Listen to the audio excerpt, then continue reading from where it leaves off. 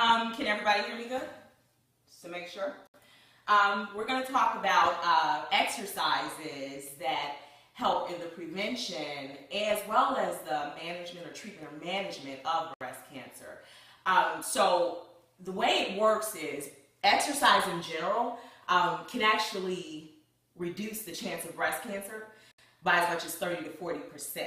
And it can also increase survival rates, or the chance of survival in individuals who developed it, by up to 40%. So it's a very promising area to focus on. Not that exercise is going to guarantee that you won't get the disease, or even prevent total or even kind of ensure that you'll survive it. It's definitely a good way to put the ball in your court. So I just want to talk about briefly what types of exercise work and why. So in a nutshell, breast cancer tumors are essentially driven by a hormone called estrogen. So this is what drives everything. So basically anything that can enhance or the metabolism of estrogen, or pretty much just fix the way we metabolize it, regulate it, those types of things will help in the prevention and the management. So what do we know? Well, we know that cardiovascular exercise combined with resistance training is the most effective.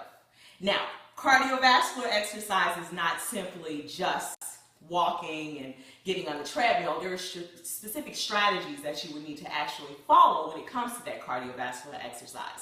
The first strategy, I'm going to focus on prevention briefly, is higher intensities of exercise. And I don't necessarily mean like CrossFit in the high intensity interval training, but you definitely have to push your body beyond its normal limits. So if you can have a full-blown conversation and talk on the phone while you're exercising with your cardio, that's probably not intense enough. If you walk, you may want to incorporate hill climbing and jogging. If you run, run sprints versus distance running all the time. Short, frequent bursts of activity have been proven to be highly, highly effective. And this can be done by way of a certain technique called circuit training, which I'll explain to you briefly. So just a couple of pieces of cardio equipment I have in my personal exercise space. I run, but I also do cycling intervals from time to time for prevention. And I also use my elliptical trainer, but on very high inclines and with very high intensity. If you swim, you may want to get into the lap swimming, time lapse swimming, those types of things. It takes intensity to really maximize the effect. Now, if you're managing breast cancer in conjunction with chemo treatment, or even if you've had breast cancer, maybe a mastectomy, those sorts of things, you may have to moderate that activity, obviously. And by all means, do what you feel up to doing. But we do know in research that exercise, cardio exercise, and even moderate to intense forms of it, if you be mindful of your own body, they're highly effective even if you're preventing it, if you have it, if you're managing it. They're highly effective and they're also safe. So, Dr. Cherie, yes. Isabel asked us, how long are the exercises usually should be? Like, is it high intensity? Like, how long should they last? Very good idea. So I said short bursts before. So by short bursts, we're meaning 20 to 30 minutes of short burst, intense activity. So that may mean you do something like high-speed sprints, whereas you're sprinting, you're walking, you're sprinting, and you're walking, and you're doing that for 30 minutes.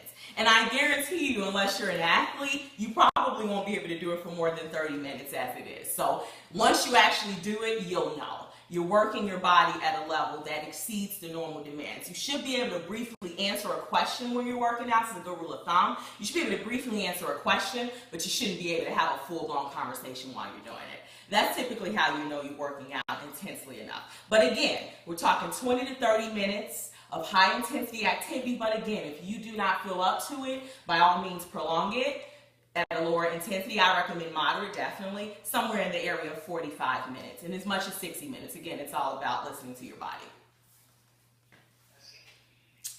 All right. Is there like a particular exercises that we should? Yes, absolutely. And it's really something that I want to show you in the way of resistance training. Because resistance training, I talked a lot about cardio. I really want to touch on resistance training with the time I have left, because it's actually the most effective for exercise, for the metabolism of estrogen, but the least performed by women who need it. the women who need it for prevention of breast cancer. By resistance training, we're talking about you can either use your body weight as an exercise, as in push-ups, as in squats, that sort of thing. You can use the support of dumbbells. I have a few here. Adjustable dumbbells. You can also use a very unique set of tool called a kettlebell. These are just different forms of resistance. And depending on the type of resistance you use, you just want to make sure you're performing full body exercises. Exercises to work the full body. So I showed you squats before, but you can do exercises that are more efficient for time's sake. For example, I like to do squats and combine it with the shoulder press. This is working 2 muscle groups at a time, that sort of thing. You're going to bring in your curls. You can bend over, work your triceps. So there are a very large amount of exercises that you can perform, but they need to be full body for prevention. They also need to be performed with using weights that are sufficient enough, and listen to this, sufficient enough to fatigue your muscles within like 8 to 15 repetitions. And what that basically means is if you're going towards 8 to 10 and you feel like you can do 15, that's not enough resistance. And so you want to use that as a guide. Shoulders, arms, biceps, and triceps, and your lower body, which is combined of probably 2 to 3 exercises in and of itself, because you have your thighs, you have your legs, and you have your glutes. So these, yes. So Isabel was asking, like, what's the amount of weight that you should be using? Yeah, I'll say that again. I kind of brushed on it, but I'll emphasize it again. You want to work, and I want to emphasize this, the load is going to vary for everyone. My loads are as heavy as my husband sometimes, so where someone else may not be able to, lift more than 5 or 10 pounds. So it's definitely going to depend on what exactly you're doing and how you're doing it. So here's the rule of thumb, and I'm going to emphasize this. You want to fatigue your muscles somewhere between 8 and 15 repetitions. If you're more trained and you can handle higher loads, I recommend between 8 and 12. If you're just starting weight training and just kind of get a feel for it, I recommend 12 to 15. Regardless of which repetition range you choose, you want to make sure that those last 2 repetitions, so if you're doing 8 to 10, getting to 10 should feel like it's too much, but just light enough for you to get there. If you can do 12 or 15, you're not lifting enough.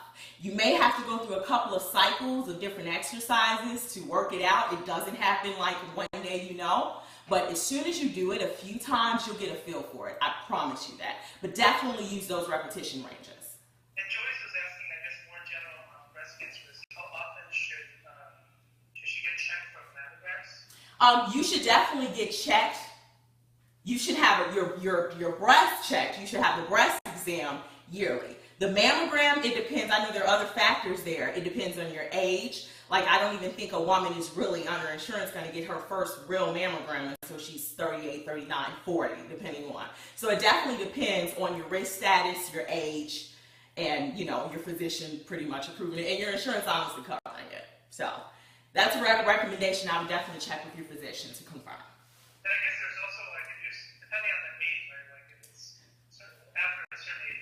Absolutely. It's after a certain age. It's depending on your risk factors, because some women are at higher risk than others. So it definitely depends. And so how often each week then? Okay, so when it comes to weightlifting, you want to incorporate at least 2 to 3 days per week. When it comes to cardio exercise, you want to make sure that you're performing that on most days of the week. So 4 to 5, 3 to 5, whatever works for you. But I recommend some sort of moderate intensity activity every day, even if it's something like walking the dog. I recommend that every day. But for the prevention, the bringing in the moderate to higher intensities of exercise, I definitely recommend you do that at least 3 days a week and up to 5. The resistance training, again, 2 to 3 days a week, alternating days, because you will be sore from performing these exercises. And I also want to emphasize to anyone who may have had a mastectomy, you really can still perform resistance exercise. A lot of women are skeptical to perform push-ups and those sorts of things, but it's important to understand that that influences the fat tissue that makes up the breast tissue, not the muscle that's underneath it. And I guess you mentioned a lot about resistance training. Yes. Session. Yes. And so that basically differs from other types of, like, for example, there's other types of training as well. Yes. So the emphasis with preventing and treating breast cancer is on the resistance. Yes, the cardio, again, the combination is what you need. You need both. I want to emphasize that. One of the things that makes resistance training superior, and again, I'm not saying one over the other, but the more muscle you have, the better your body metabolizes estrogen. And resistance training is really the only way to develop muscle. So without it, you're losing muscle. It's likely to atrophy. That means you're losing muscle. So that combination of cardio and resistance training for maximal estrogen balance is what you need. So you need both. And I will not ignore the importance of also some stress reduction techniques. So sometimes if you're battling breast cancer, for example, you may find that you don't even want to do anything at all. So in that case, you may want to take like a mild yoga class or a couple of Pilates sessions, those sorts of things. But when it's all said and done, you want to make sure you're getting adequate amounts of cardio and resistance training. Cardio for, again, 3 to 5 days a week at least, and resistance training 2 to 3 days, definitely alternating, and definitely all of those muscle groups together. I recommend circuit resistance training as well, or circuit training, which is a way to combine resistance training and aerobic training. You do a resistance exercise, you'll do some cardio, that sort of thing. And Isabel asked, how important is the exercise versus like the food? I'm sorry, say that one more time. So how important is exercise versus like the diet? Well, we're going to talk the whole time about diet the next time around. They're equally as important, to be honest. Diet is very important for exercise in general because you're going to have to nourish the muscles and you're going to have to nourish your system from the exercise you're performing. And this holds especially true for the resistance training. So the diet is equally important. You cannot exercise off a poor diet. It's equally as important. You need both. That's a good segue into what we're going to talk about before we close up. It's basically we've invited Dr. Cherie to come in to join our series next week as well. We're going to focus on diets related to preventing and treating of breast cancer. And maybe before we close, you can talk a little bit about your background and your experience with fitness and health. And I know that you've also had a book that's published, right? Yes, I actually have nearly 20 years of experience in health, fitness, weight loss. I have a PhD in kinesiology, nutrition, and rehabilitation. My master's and bachelor's degrees are in kinesiology and exercise physiology. I train a lot of women. Women's health is like, it's at the top of the list for me as far as training goes. I'm also a researcher in these areas, specializing in these areas. A large chunk of my research is centered on resistance training, in addition to lifestyle strategies for primary prevention and secondary prevention of cardiovascular disease, diabetes, type of high blood pressure, many of the diseases that are linked to lifestyle. My book was pretty much my way of sharing what I have in the way of exercise and diet. And the exercise I talked about, the resistance training, the circuit training, the cardio, and even a lot of the information about diet can be found in my book, which is entitled Leaving Your Fat Behind. And I consider that a women's guide to weight loss and long-term good health. So definitely check that out if you're looking to see exactly what you should do. I literally lay out resistance training program after resistance training program, cardio program after cardio, and give you a nice amount of sound information about dieting. And all the information, I'm a researcher, so this information is all research back. So you definitely want to check that out for more information. You can get that on Amazon.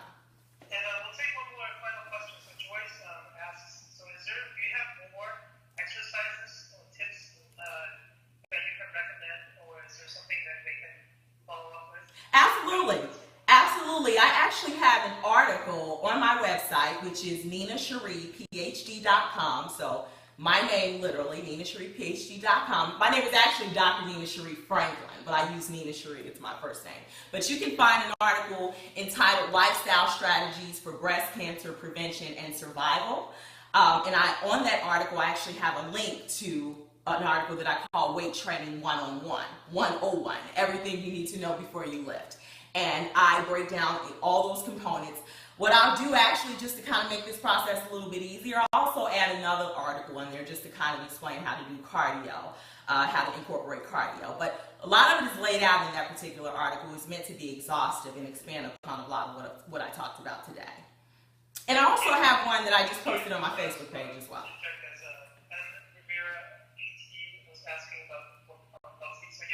if you're looking at on the top of our session, you can see the book. You can actually browse through and look at the details of the book.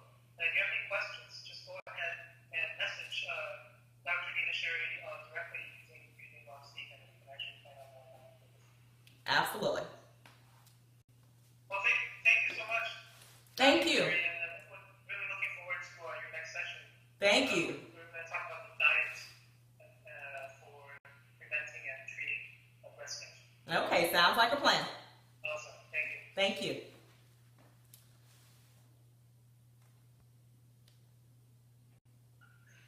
We're going to talk about the diet for preventing and treating breast cancer. Okay, sounds like a plan.